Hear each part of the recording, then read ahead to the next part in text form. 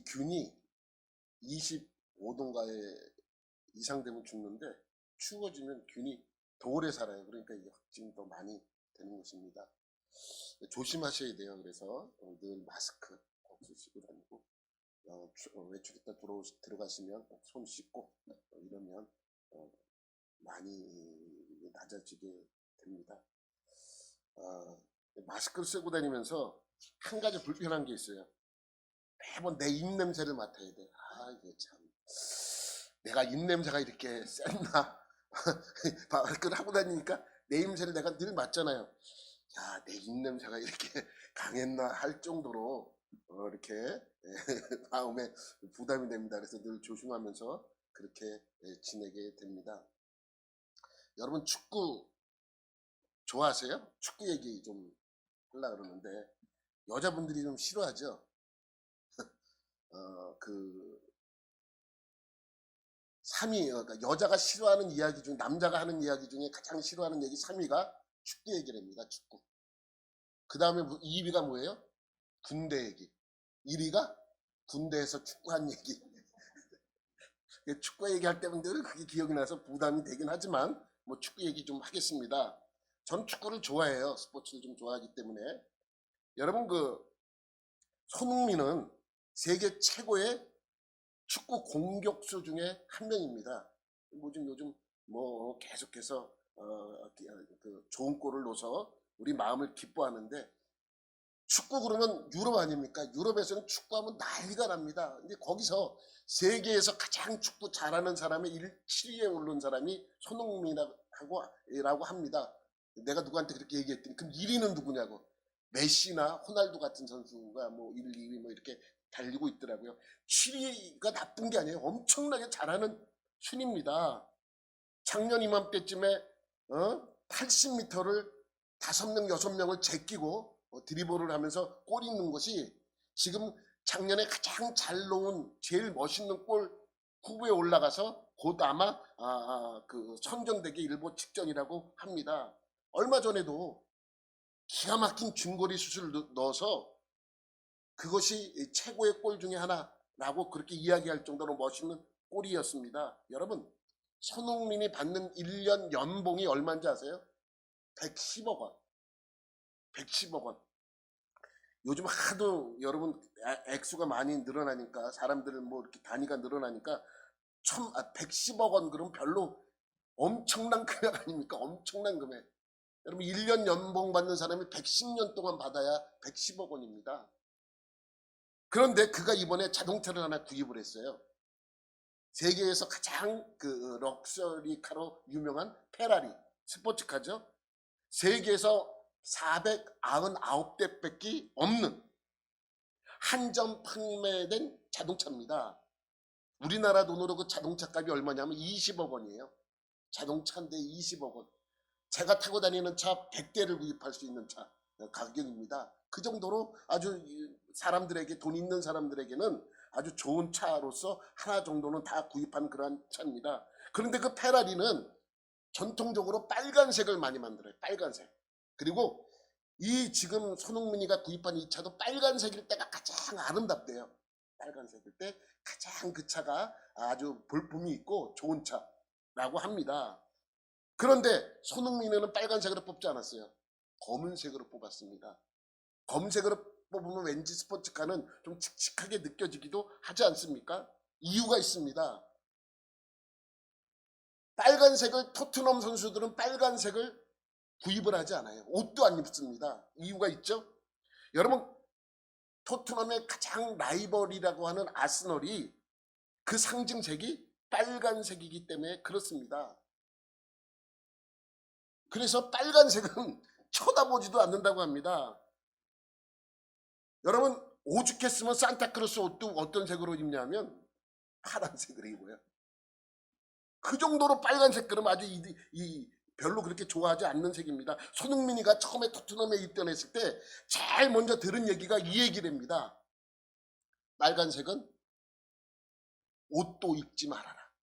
자동차뿐만이 아니라 옷도 빨간색을 입지 말아라. 그래서 자동차도 이번에 뽑았는데 검은색으로 뽑은 것입니다.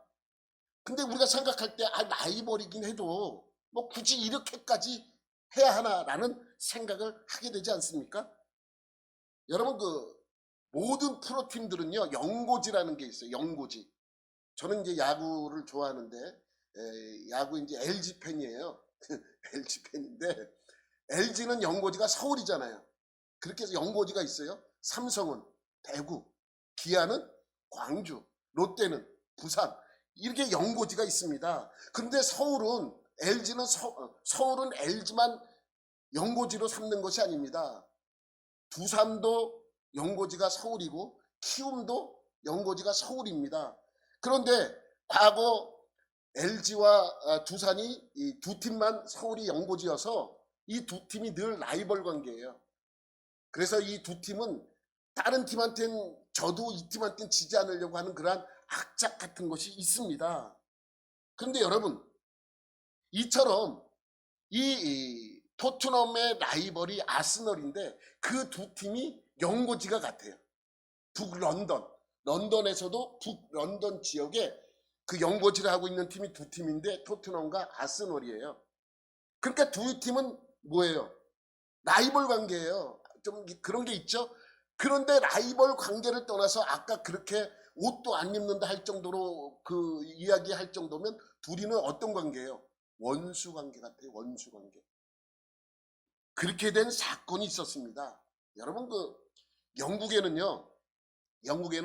프리미어 축구팀을 프리미어 리그라고 그렇게 이야기를 합니다. 그래서 이 프리미어 리그가 몇 부 리그까지 있냐면 1부부터 31리그까지 있어요. 엄청나지 않아요? 그럼 한 리그에 몇 팀이 있는가? 20팀에서 24팀이 있습니다. 그러니 엄청나게 많은 축구팀들이 있잖아요. 쭉 1부 리그, 2부 리그, 3부 리그, 4부 리그. 그래서 여러분 그 팀들이 참 재밌게 운영을 해요. 뭐냐면 그 해에 이제 게임을 해서 뒤에 꼴찌 3팀은 하위 리그 팀으로 떨어져요. 그리고 하위 리그 팀에서 1, 2, 3위 했던 3팀은 어떻게 돼요? 상위 팀으로 승급이 돼요. 그래서 떨어지지 않으려고 목숨 걸고 지키는 거예요. 그러니까 우승권에 멀어져도 목숨 걸고 하느냐 하면 리그 자체가 떨어지지 않도록 하위 리그 팀으로 떨어지지 않도록 그렇게 하는 것입니다. 그래서 꼴찌 3팀은 어김없이 하위 리그 팀으로 가고 또 상위 3팀은 상위 리그 팀으로 가서 그렇게 형성이 돼요. 그러니까 31부 리그에 있는 프로팀 그 축구팀이 1부 리그까지 올라가려면 최소한 31년이 걸려요. 그렇잖아요. 31년. 그렇다는 얘기예요. 그렇게 될 리는 없지만은. 그래서 축구를 잘해서 31부 리그에서 30리그가 갔다 29리그 갔다 뭐 하면서 그렇게 올라가는 것이죠. 그래서 축구를 제일 잘하는 팀은 몇 부 리그? 1부 리그에 속해져 있습니다. 그 1부 리그에서 열심히 해서 그것을 지켜내거나 아니면 우승하면 더 많은 그러한 사람들에게 인기를 끄는 그러한 팀이 되는 것입니다. 그런데 1919년도에 이런 일이 있었습니다. 그 당시에 1부 리그 팀이 20개 팀이었는데 사람들 얘기를 너무 적다. 20개 팀이면 그래서 2개 팀을 더 늘려서 22개 팀으로 하자라는 이야기들이 나왔습니다. 당시 꼴찌팀 3개가 하위 리그 팀으로 가는 것이 아니라 2팀만 가던 때입니다. 그러니까 이 2팀이 안 가고 하위 리그 팀에서 2팀이 1, 2위 한 팀이 올라오면 22개가 되잖아요. 그런데 재밌는 일이 생깁니다. 무슨 일이냐면 당시 아스널 구단주가 이상한 방법을 제안합니다. 그것은 뭐냐면 2부 리그 1, 2위 팀을 1부 리그로 올리는 건 맞아요. 그럼 22개 팀이 되잖아요. 그런데 1부 리그 꼴찌한 팀을 그냥 두는 것이 아니라 2부 리그의 전체 팀하고 인기 투표를 해서 최고 많은 인기를 얻은 팀이 상위 팀으로 올라가고 그러면은 1부 리그 꼴찌한 팀은 떨어질 수도 있다라는 그런 이야기입니다. 그 당시 1부 리그 꼴찌한 팀이 토트넘이었어요. 그리고 아스널 구단주가 그렇게 제안했는데 그때 아스널은 2부 리그 5위였어요. 근데 인기 투표를 했는데 아스널이 올라가고 토트넘이 떨어진 거예요. 이것 때문에 원수가 된 거예요. 이것 때문에 둘이 싸우고 서로 어느 정도냐면요. 아스널은 그 해 토트넘보다 순위가 위이면요. 엄청나게 큰 파티를 엽니다. 토트넘이 18위를 했다. 내가 17위를 했다. 그것만으로 기쁜 거예요. 그러니까 파티를 열고 그렇게 하는 이유는 토트넘을 자극하기 위해서입니다. 그래서 이 토트넘을 자극하기 위해서 그러한 일도 벌이는데 결국 이 아스널의 상징색이 빨간색이니까 빨간색은 입지도 또 산타크로스까지 그렇게 파란색으로 입히면서까지 빨간색을 거부하게 되는 것이죠. 여러분 생각해 보세요. 이 두 팀이 화해하려면 어떻게 해야 됩니까? 토트넘은 빨간색을 입기 시작해야 되고 또 아스널은 그때 일을 사과하고 늘 토트넘보다 앞서면 파티를 여는 것도 중단해야 됩니다. 그래야 화해가 되고 그 두 팀 간의 평화가 이루어지게 되는 것이죠. 여러분 우리나라는 통상적으로 일본하고 사이가 참 안 좋습니다. 거의 원수 관계죠. 그렇게 된 이유는 내가 설명 안 해도 여러분들이 더 잘 알지 않았습니까? 위안부 문제와 조선인 강제 노동과 같은 악한 일을 우리나라에서 했기 때문에 사이가 점점 안 좋아지고 그것을 자꾸만 정치화시키기 때문에 더 사이가 안 좋아지는 부분이 있습니다. 일본은 이렇게 이야기합니다. 아니 오래전 이야기고 이미 사과를 했고 끝난 일인데 왜 자꾸만 그것을 끄집어내서 사이를 안 좋게 만드는가? 여러분 과거에 우리나라가 못 살던 시대에는 우리가 얘기를 해도 먹히지 않았잖아요. 그런데 우리나라가 이제 잘 살게 되고 이렇게 국력이 튼튼하게 되니까 우리나라가 이야기를 하면 전 세계에 이것이 언론에서 그것이 주목하게 되어서 우리의 말빨이 먹힌 그러한 시대에 와 있습니다. 그러니까 우리나라가 얘기하면 그것이 일본은 싫은 거예요. 그 자꾸만 그러한 것을 들춰내는 것이 그들에게 부담이 되기 때문에 그렇습니다. 그런데 이 두 나라가 화해하기 위해서는 일본이 그러한 것을 인정하고 보상할 건 해주고 여러분 독일이 유대인을 그렇게 학살했잖아요. 근데 지금도 독일은 다 사과해요. 잘못했다. 그리고 늘 가서 그들에게 그러한 모습으로 나타날 때 그러니까 그 관계가 좋아질 수밖에 없는 것이죠. 그러니까 화해를 이루기 위해서는 그 근본적인 문제를 해결해야 하는 것입니다. 여러분 화해가 없으면 무슨 문제가 자꾸만 생겨요? 싸움이 생겨요. 평화가 없어져요. 그래서 화해가 온전히 이루어질 때 평화가 임하는 것입니다. 그래서 화해로 인한 평화가 올 때 그것을 우리는 화평이라고 그렇게 이야기를 하는 것입니다. 오늘 제목이 하나님과의 화평입니다. 여러분 보세요. 하나님께서는 인간들과 화해하기를 원하십니다. 그 무엇 때문에 갈라졌습니까? 하나님과 우리 사이가 무엇 때문에 갈라졌습니까? 무슨 문제가 있어서 화해를 하려고 하는 것입니까? 하나님께서 바로 죄의 문제입니다. 죄 때문에 하나님과 인간 사이가 멀어졌습니다. 그래서 죄의 문제가 해결되지 않고서는 하나님과 인간 사이에 화해가 이루어지지도 않고 평화를 누릴 수도 없게 되는 것입니다. 하나님과 우리는 죄의 문제가 최대 걸림돌입니다. 그래서 하나님께서는 죄의 문제를 해결하기 위하여 누구를 보냈습니까? 예수님을 이 땅에 보내신 것입니다. 오늘 1절 말씀에 보면 이러한 말씀이 있습니다. 시작. 그러므로 우리가 믿음으로 의롭다 하심을 받았으니 우리 주 예수 그리스도로 말미암아 하나님과 화평을 누리자. 하나님과 화평을 누리자. 하나님과 화해가 이루어지고 평화가 임한다는 것입니다. 하나님과 그러한 평화가 임해야 된다라고 말씀하고 있습니다. 그래서 우리는 예수 그리스도로 말미암아 화해가 이루어졌고 평화를 누릴 수 있게 되었습니다. 그런데 화해와 평화가 이루어지기 전 먼저 필요한 것이 있습니다. 그것이 무엇입니까? 한 장 더 넘겨봐요. 위에 빨간색으로 넘겨봐요. 파란색으로. 우리가 믿음으로 의롭다 하심을 받아야 되는 것입니다. 이것이 전제가 되어야 돼요. 이것이 먼저 이루어져야 예수 그리스도로 말미암아 하나님과 나 사이에 평화가 온전한 화해가 이루어지고 평화가 임할 수 있게 되는 것입니다. 여러분 이 앞에 우리가 믿음으로 의롭다 하심을 받았으니 이 말에 우리는 주목을 해야 합니다. 여러분, 지금 바울은요, 요거 하나 우리에게 이해시키기 위하여 무슨 예를 끄집어냈어요? 4장에. 아브라함 이야기를 끄집어낸 거예요. 요거 때문에. 아브라함도 믿음으로 의롭다 하심을 받았잖아요. 그래서 창세기 15장 6절 말씀이 얼마나 중요하다는 것을 여러분에게 저는 말씀을 드렸습니다. 창세기 15장 6절은 늘 기억하고 있어야 돼요. 아브라함이 믿음으로 의롭다함을 받은 그러한 구절입니다. 우리 다 알잖아요. 그래서 로마서 4장 전체의 내용은 누구의 이야기예요? 아브라함 이야기예요. 아브라함 이야기를 믿음으로 의롭다 하심을 받았던 그 사건의 이해와를 끄집어내서 이야기를 하면서 아브라함의 전체적인 그러한 이야기들을 하고 있는 것입니다. 근데 아브라함 이야기를 끄집어내고 아브라함 이야기를 4장에 그렇게 많이 한 이유는 그 구절, 지금 우리가 본 구절 하나 때문입니다. 뭐예요? 우리는 믿음으로 의롭다 하심을 받았으니 이 이야기를 하기 위해서 4장의 이야기를 끄집어낸 것입니다. 4장에서 아브라함 이야기를 끄집어낸 것입니다. 여러분 보세요. 하나님은 아브라함을 부르셨어요.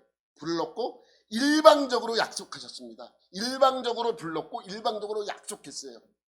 아브라함이 원했습니까? 하나님 제발 나에게 나타나서 내가 내 믿음으로 요구한 적이 없어요. 어느 날 갑자기 하나님이 아브라함에게 나타나서 그를 불렀고 그에게 일방적인 약속을 합니다. 나를 따라라. 그럼 내가 너에게 큰 민족을 이루게 한다. 이렇게 일방적인 약속을 하셨습니다. 아브라함을 불렀을 때 아브라함은 어떠한 행동도 하지 않았습니다. 똑같습니다. 의로 여김을 받았을 때도 아브라함이 자기가 어떠한 행위를 했기 때문에 받은 것이 아니라는 것입니다. 하나님께서 일방적으로 부르셨고 그가 믿었을 때에 그 믿음을 의로 여겨 주었다라고 말씀하고 있습니다. 여러분, 그러면 아브라함이 믿었던 것은 뭐예요? 그 약속의 내용이 아닙니다. 우리는 대부분 하나님이 날 이렇게 해준다고 했어, 저렇게 해준다고 했어, 날 축복해준다고 했어, 나를 끝까지 붙잡아준다고 했어.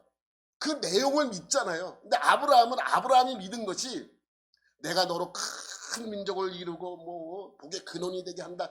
그 내용을 믿은 것이 아닙니다. 무엇을 믿었다고요? 그렇게 약속하신 하나님을 믿은 거예요. 그렇게 약속을 하게 하신 하나님을 믿은 것이죠. 내가 믿는 하나님이니까 나는 모든 약속을 믿어. 그러니까 먼저 믿은 것은 약속의 내용이 아니라 그 약속을 하신 하나님을 믿게 된 것입니다. 그래서 아브라함의 믿음은 그의 행위가 아니라고 설명하고 있고 믿음으로 의롭다 함을 칭함을 받았다라고 설명하고 있습니다. 우리 5장 1절 전반절에 다시 한번 보면 이런 말씀이 있습니다. 우리가 믿음으로 의롭다 하심을 받았으니 요 한마디 설명하기 위해서 바울은 로마서 4장에 아브라함을 끄집어내서 전체적으로 아브라함 이야기를 하는 것입니다. 왜? 요 한마디 우리에게 주기 위해서입니다. 그러니 전적으로 이 모든 것은 하나님의 은혜라고 볼 수밖에 없는 것이죠. 그런데 여기서 우리가 의롭다함을 받았다라는 것을 여러분 신학적인 용어로 뭐라 그러는지 아세요? 이신칭이라고 합니다. 이신칭의. 이신칭이라는 것은 여러분 요 한 장 더 넘기면 요 한문을 봐야 돼요. 한문. 이신칭의. 요 한문을 보면 이자는 써이에요. 뭐뭐함으로써, 그러므로 이런 뜻이 담겨져 있죠. 그래서 몸으로부터 몸으로써 이렇게 사용할 수 있습니다. 그러니까 믿을 신이 밑에 있으니까 믿음으로써, 믿음으로 말미암아, 믿음으로부터 이렇게 되는 거예요. 믿음으로부터 일컬을 칭함을 받는다는 거예요. 그렇게 칭함을 받는 거예요. 뭐로 칭함을 받아요? 의롭다함을 칭함을 받는 거예요. 그러니까 아까 우리가 그 구절 자체를 한문으로 쓰면 요거예요. 그래서 우리는 늘 이신칭이라는 단어를 여러분 가끔 한 번씩 이거를 이제 설교하는 목사님들이 있었을 것입니다. 이신칭이라는 것은 믿음으로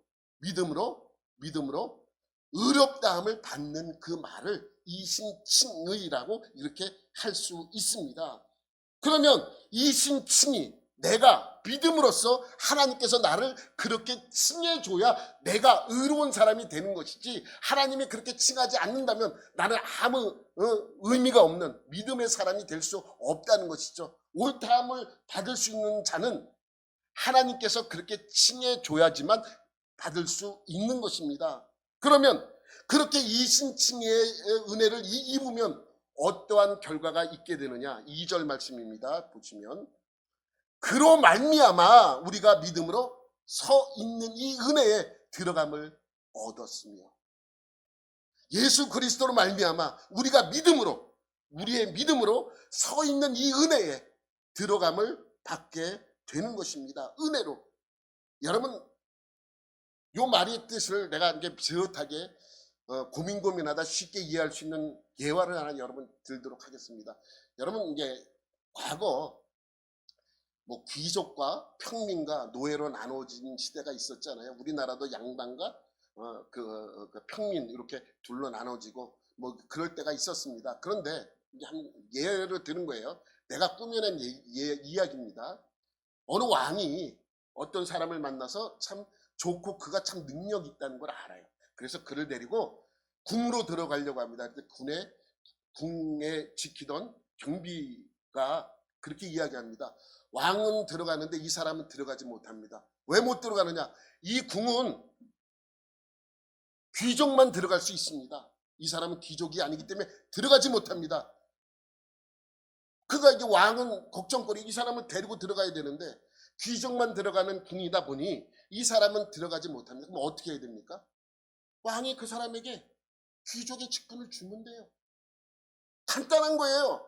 그래서 그 자리에서 그에게 귀족 직분을 주고 그를 그 자리에서 바로 그 궁으로 데리고 들어가는 것이죠. 그런 내용입니다. 하나님께서 우리를 믿음의 사람으로 의롭다함을 칭하게 만들고 그를 구원의 자리로 들어가게 하는 그 자리가 바로 은혜의 자리라고 설명하고 있습니다. 그러면 여러분, 우리가 예수 그리스도를 믿음으로써 의롭다 칭함을 받은 구원받은 사람으로서 어떠한 삶을 살아야 되는가라는 그 내용은 두 가지로 설명을 하고 있습니다. 하나는 하나님과의 화평입니다.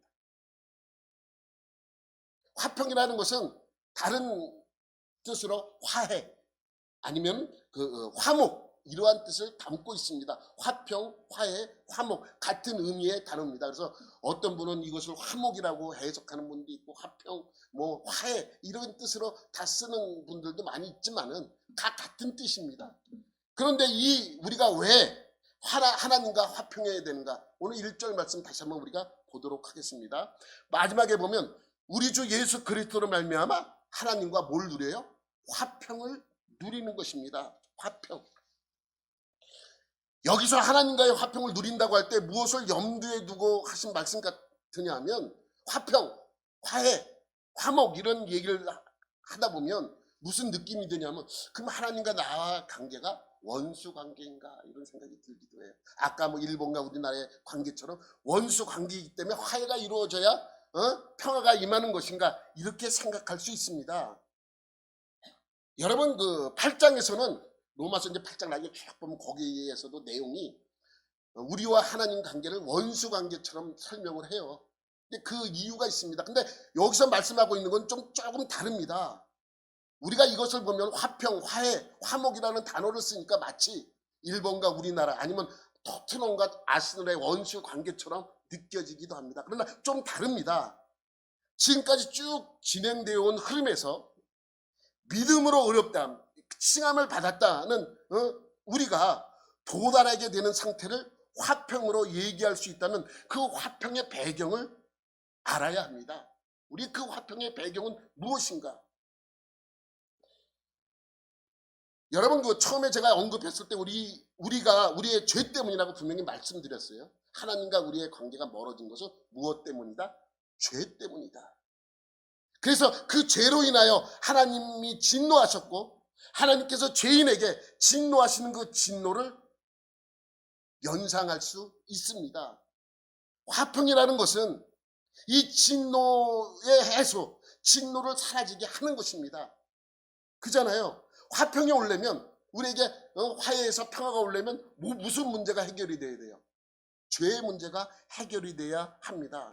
여러분들 어렵게 표현해서 그런데 여러분 하나님과 우리의 관계가 멀어진 관계라면 그 원인이 뭐라 그랬어요? 죄라고 말씀드렸어요. 죄가 그 원인이라면 하나님과 우리 관계가 회복이 되고 평화가 임하려면 뭐가 해결이 돼야 돼요?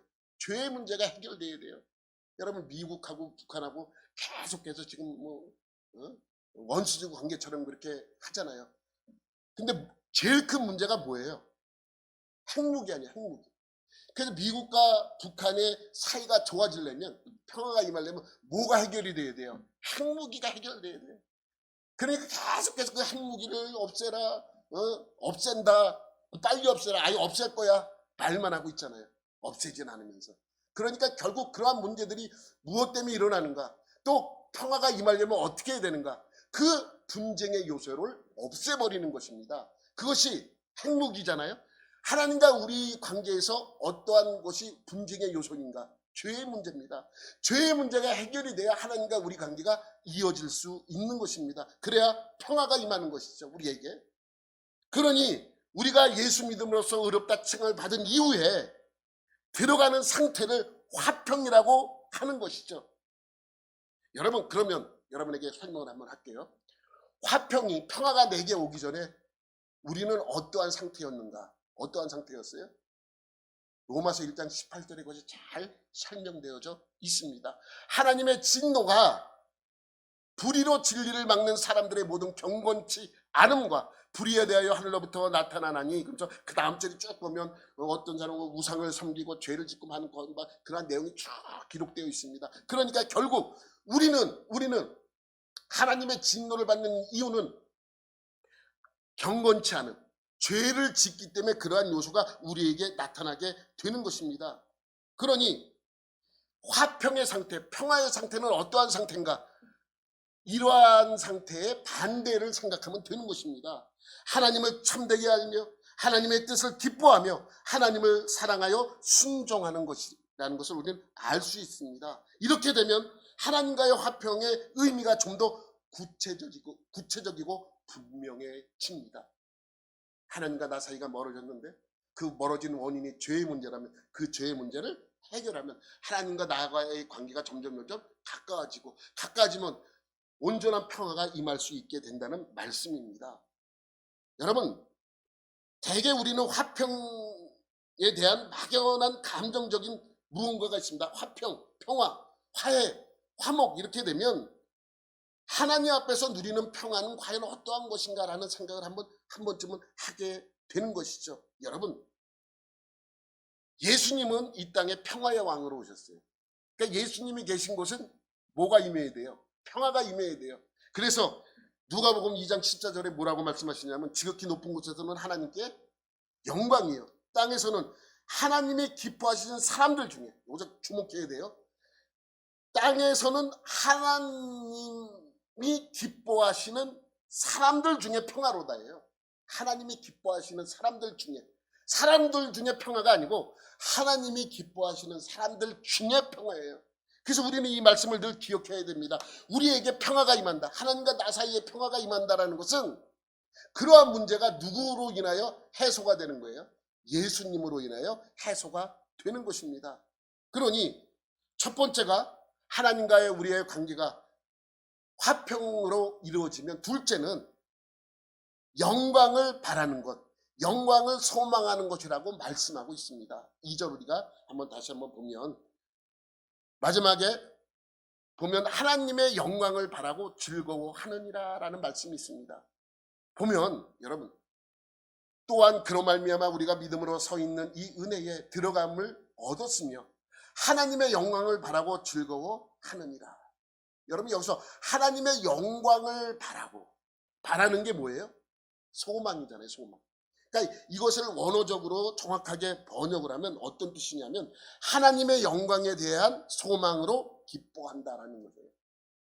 우리가 갖고 있는 소망으로 인해서 하나님에 대한 영광에 대한 소망에 대하여 나는 그 소망을 기뻐한다라는 말씀을 하고 있습니다. 그러면 그 소망의 내용이 하나님의 영광이라고 하면 하나님의 영광은 과연 무엇인가? 뭐예요? 하나님의 영광이 뭔 것 같아요?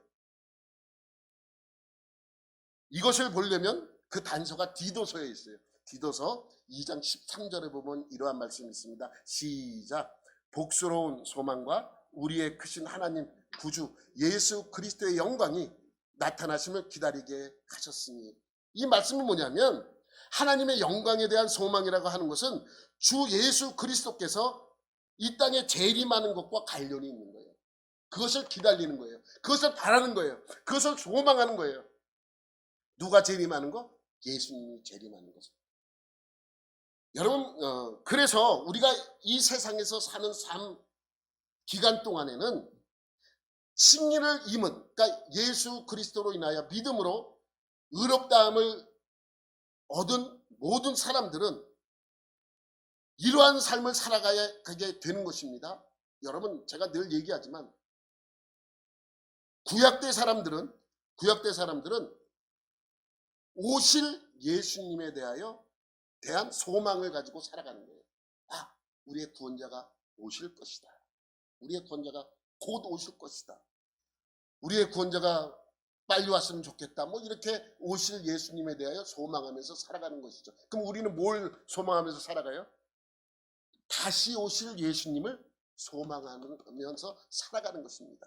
그것이 바로 여기서 말씀하고 있는 소망인 것입니다. 그러니까 우리는 구약대 사람들은 오실 메시아, 오실 구원자, 오실 예수님을 바라며 기다리며 소망하며 살아가지만 우리는 다시 오실 메시아, 다시 오실 구원자, 다시 오실 예수 그리스도를 바라며 살아가는 것입니다. 그러니 우리의 믿음은 그 안에 분명히 있게 되는 것이죠. 그래서 이러한 배경을 이해하게 될 때 그 다음 구절을 좀 더 분명하게 이해할 수 있습니다. 3절 말씀 우리 다 같이 한번 시작. 다만 이뿐 아니라 우리가 환난 중에도 즐거워하나니 이는 환난은 인내를. 여러분, 환난이라고 하면 이 세상에 사는 동안에 있어서 우리 삶의 한 부분입니다. 여러분, 이 땅에 태어나서 환난, 고난을 한 번도 받지 않은 사람은 아무도 없어요. 그러니 예수님의 재림 이후에나 환난이 없어질 것이고, 신자에게 임한 환난이라는 것은 이 세상을 사는 동안에 우리의 삶의 일부분입니다. 이 세상에 사는 동안에 신자의 삶에 있어서 고난, 환난이라고 하는 것은 피할 수 없는 것입니다. 그러니까 우리의 삶에서 고난은 필수적인 한 부분이라는 뜻도 그 속에 함축되어 있습니다. 여러분 보세요. 한 가지 얘기할게요. 여러분 아이들을 공부를 시키잖아요. 왜 공부를 잘하게 합니까? 과외도 시키고 그러면서 열심히 공부를 하게 만듭니다. 나중에 어떻게 하라고? 좋은 대학 가라. 좋은 대학 갔어요. 좋은 대학 가서 열심히 일해서 근심이 다 사라졌습니까? 대학 졸업하면 또 뭐 해야 돼요? 취직해야 돼요. 취직이 어렵잖아요. 취직이 어려워요. 여러분, 그 청소부 환경미화원 하나 뽑는데 몇백 대 1이에요. 몇백 대 1. 얼마나 어렵습니까? 취직했어요. 다 끝났습니까? 아니, 뭐 해야 하잖아요. 결혼시켜야 되잖아요. 결혼하면 끝납니까? 아닙니다. 네? 열심히 살아서 애 키워야죠. 그럼 애 낳으면 다 끝난 것입니까? 아닙니다. 그 애가 열심히 자라서 잘 되게 만들어줘야 돼요. 그래서 열심히 공부해서 좋은 대학도 가고 좋은 데 취직도 하고 좋은 데 또 결혼을 시켜야 됩니다. 그래서 내가 이제 먼저 있던 교회에서 권사님들이 이제 다 끝났어. 뭐 하면? 우리 애 결혼시켜서 이제 나는 해봐야 다 끝났어. 어느 순간부터 안 보여. 왜 그래? 어디 가셨냐 그러면 애 키우고 있어요. 끝난 거 아니에요. 그러니까 우리는 늘 그렇게 환난이 늘 끝난 것 같지만 그렇잖아. 이 세상에서 어차피 그렇게 살아가야 될 우리의 모습이라는 것이죠. 그래서 이 세상에서 사는 삶 기간 동안에 있어서 승리의 은혜를 입은 자가 들어가게 되는 삶의 모습에 대해서 얘기할 수 있게 되는 것이죠. 그러니까 우리가 그것을 감수하면서 늘 살아가야 합니다. 그러면 어째서 환란, 아까 그 말씀 한번 보면 환란 중에도 즐거워하나니라는 말씀이 있잖아요. 근데 환란 중에 어떻게 즐거워할 수 있어요? 환란 중에 어떻게 우리가 즐거워할 수 있습니까? 우리 이제 내가 어떤 이제 이걸 설교 준비를 하기 위해서 이제 최근 여러 목사님들이 어떤 내용인가 봤습니다. 근데 어떤 목사님들이 이제 얘기하는데 재밌어요. 무슨 얘기냐면 환란을 기뻐하는 거예요. 아니면 환란 중에 그것을 기뻐하는 거예요. 그러면서 그것이 뭐 다르고 뭐 이렇게 뭐 환란을 기뻐하는 게 아니고 환란 중에 뭐 이런 것을 막 얘기를 합니다. 아니 엇버치나 매치나 똑같은 얘기 아니에요. 그래서 내가 그걸 보면서 이게 말장난을 하면 안 되는데 라는 생각을 합니다. 왜냐하면 환란 중이든 환란이든 어쨌든 간에 환란이 우리에게 온 거 아니에요. 그러니까 환란 중에 즐거워한다, 환란을 기뻐한다라는 의미는 환란 자체를 즐거워하는 것이 아니라 환란 중에 내게 오는 그 환란의 그 고난, 고통들, 이것을 환란의 고통이 있지만 내가 즐거워하는 것입니다. 아프지만 즐거워하는 거예요. 아프지만 즐거워하는 거예요. 고난스럽지만 즐거워하는 것입니다. 그러니까 그 환란이라고 하는 것은 원칙적으로 사람들에게 뭘 가져다 줘요? 절망을 가져다 주는 거예요. 소망을 버리게 하는 것이 보통인데 우리 믿는 사람들은 그 환란이 오히려 인내를 통하여 연단을 이루게 하고 그것이 오히려 우리에게 소망을 가져다 주는 포인트가 된다고 말씀하고 있습니다. 3, 4절 우리 다시 한번 다 같이 한번 읽어봐요. 시작. 다만 이뿐 아니라 우리가 환난 중에도 즐거워하나니 이는 환난은 인내를, 인내는 연단을, 연단은 소망을 이루는 줄을 알미로다. 여러분 여기서 가만히 보면 가만히 봐야 합니다.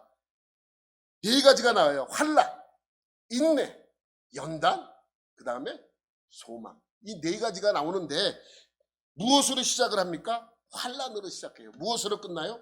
소망으로 끝나는 것입니다. 그러니 그 환난이 와도 즐거워하고 그것을 인내하고 그것을 연단으로 받아들일 수 있는 이유가 무엇 때문이라고요? 소망 때문에. 내가 소망이 있기 때문에. 소망이 있기 때문에. 그 소망이 없는 사람은 결국 무엇이냐? 힘들고 어려워집니다. 고통스럽습니다. 그러니 소망이 없는 것을 없을 때에 환난이 오면 그것이 절망이 되는 거예요. 여러분 요즘 새벽 예배 때 이제 창세기를 하고 있어서 요셉의 이야기가 쭉 나옵니다. 요셉 그러면 무엇이 떠올라요? 형들에게 팔려서 애굽으로 끌려가고 또 한 집안을 맡았지만 그 강간범으로 성폭행범으로 오인을 받아서 감옥에 들어가고 또 감옥에서 그렇게 힘들게 살았지만 결국 뭐가 돼요? 총리가 되는 거예요. 여러분 보시면 그 내용을 우리가 잘 알고 있습니다. 그 내용을 쭉 보면 이 요셉이라는 사람이 얼마나 힘든 고난의 역사였는가라는 것을 알 수 있습니다. 왕을 만나기 전까지 그 모든 환난, 고난 상상할 수도 없어요. 형들에게 팔린 것만으로도 엄청난 고난 아니에요. 형들에게 배신을 느꼈던 그 순간이지 않습니까? 또 한 집안에서 열심히 일했는데 그 장군 아내가 유혹하고 동침할 것을 요구한 것을 거절함으로써 누명을 써서 감옥까지 갔어요. 얼마나 안타깝습니까? 뭘 할래도 할 수가 없어요. 죄인된 신분으로 무엇을 할 수 있습니까? 지금처럼 고발을 제대로 할 수 있어요? 아니잖아요. 신분의 그 굴레에서 벗어날 수 없는 그러한 상태였기 때문에 결국 감옥에 갔습니다. 감옥에 갔지만 그는 꿋꿋이 또 모든 것을 포기하지 않고 모든 것을 이기며 생활을 했지 않습니까? 그래서 거기 들어와 있던 다른 정치범들 2명을 꿈의 해석을 해줌으로써 결국 바로 왕의 꿈의 해석을 하기 위해서 만나는 그 장면까지 우리는 다 잘 알고 있습니다. 그런데 여러분 고난이에요. 분명히 고난이에요. 그러나 그 고난의 시간이지만 뭐예요? 연단의 시간이에요. 왜냐하면 여러분 보세요. 17살에 팔려가서 한 장군의 집에 노예였어요. 종이었어요. 그런데 어느 순간에 일을 잘하니까 그 장군의 집에 모든 것을 맡아 하는 그러한 집사가 돼요. 책임자가 됩니다. 그러면 그 큰 장군의 집을 운영하려면 얼마나 많은 노력과 또 생각과 모든 것을 노력을 그러한 일을 해야 될 것입니까? 그러니까 모든 것을 할 수 있었습니다. 인정받았으니까요. 또 감옥에 가서는 그 감옥이 그 친위 대장의 감옥이에요. 친위 대장이 갖고 있는 감옥입니다. 그래서 일반 죄수들이 오는 것이 아니라 어떤 사람들이 와요? 정치범들이 와요. 그러니까 정치범들이 와서 하는 얘기들은 전부 무슨 얘기겠어요? 정치 얘기입니다. 그 중에 떡 굽는 관원장과 술 맡은 관원장이 와서 그들의 꿈을 해석해 주는 것이죠. 그래 그 과정들이 뭐예요? 연단의 훈련의 기간이라는 것입니다. 결국 그는 한 나라의 총리까지 올라갔죠. 아직까지 그의 소망이 이루어지지 않았어요. 그의 소망은 뭐예요? 형과 아버지를 다시 만나는 것입니다. 결국 그 모든 과정을 통해서 그것이 이루어지는 것을 알 수 있습니다. 연단이 없었다면 요셉이 될 수가 없었던 것이죠. 여러분 우리에게 닥치는 환난은 모두 소망이 있습니다. 소망이 없다면 절망이 되는 것이죠. 연단이 끝날 때가 있고 그 연단이 끝날 때에는 하나님께서 엄청난 축복으로 우리에게 베풀어 주십니다. 여러분 그 피터 마샬 목사님이 있어요. 유명하신 분이에요. 근데 여러분은 처음 들어보는 사람이죠? 이 사람입니다. 사진 보면 여기 왼쪽에 있는 분이 피터 마샬 목사님이고 우리 오른쪽에 있는 분이 캐더린 마샬 사모님입니다. 이분이 원래 아일랜드 분인데 하나님을 만나는 경험을 하고 목사가 돼요.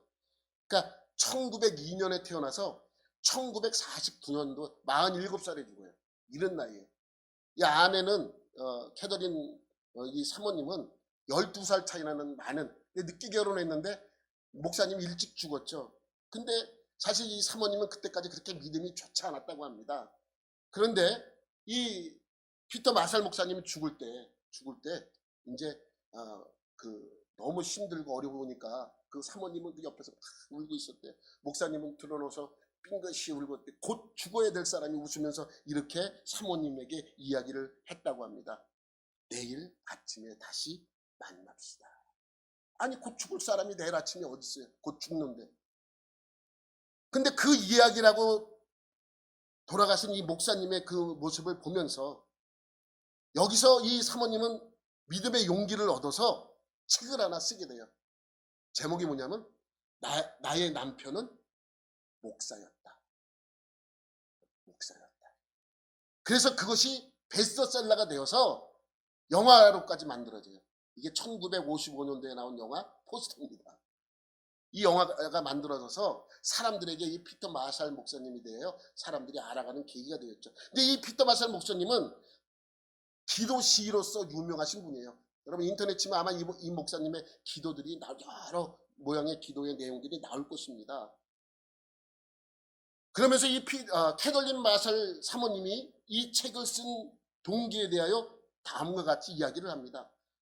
그녀는 남편이 세상을 떠나는 바로 그 순간에 하늘나라를 알게 되었고 거기에 받은 영광과 감격이 그녀로 하여금 글을 쓰게 만들었다는 것입니다. 피터 마샬과 같은 사람은 죽음에 대해서도 그저 갑니다. 또 만납시다 하며 잠깐의 이별임을 분명히 알았고 또 그 소망이 있었기 때문에 그러한 고백을 할 수 있었습니다. 그래서 이 책을 쓰게 된 이유에 대해서 설명하고 있는 것이죠. 여러분 우리 믿는 사람이 죽으면 또 우리 가족들이 죽으면 우리는 장례식을 거행합니다. 왜 장례식인 줄 아세요? 그냥 보내는 예식이에요. 이 세상을 마감했다는 예식입니다. 그래서 장례식이라고 합니다. 근데 여러분 어떤 데 가보면 뭐라 그래요? 장례식을 영결식이라고 그래요. 영결식. 영결식은 맞는 말이 아닙니다. 왠지 아세요? 영결은 뭐예요? 영원한 이별이에요. 영원한 이별. 아니 우리는 영원한 이별이 아니잖아요. 잠깐의 이별이기 때문에 영결식이라는 말은 기독교에서 쓰지 않습니다. 믿는 사람들 입장에서 보면 남은 옷가지를 땅에 묻거나 또 태워버리는 하나의 예식일 뿐이죠. 영결식이 아닌 것을 우리는 알아야 합니다. 우리는 분명히 갔다가 다시 만납니다. 이것이 우리의 신앙이요, 우리의 소망이요, 주님께서 우리에게 약속하신 약속이기 때문입니다. 여러분, 우리에게는 소망이 있기 때문에 환난 중에도 기뻐할 수 있습니다. 네? 그냥 우스갯소리 같지만 에이 뭐 죽으면 천국 가면 되지. 이게 그냥 우스운 소리 같지만 이게 얼마나 우리에게 큰 힘이 되는지 아세요? 큰 소망의 말이지 않아요? 하나님께서는 우리를 예수 그리스도의 핏값을 주고 사셨고 그 백성이 되게 하셨습니다. 그의 백성으로 삼은 이상 하나님께서 그냥 내버려 두지 않습니다. 왜? 그의 자녀를 영광의 자리로 꼭 인도하시고야 말며 그러기 위해 못난 우리들을 미련한 우리들을 완성시키기 위하여 하나님께서는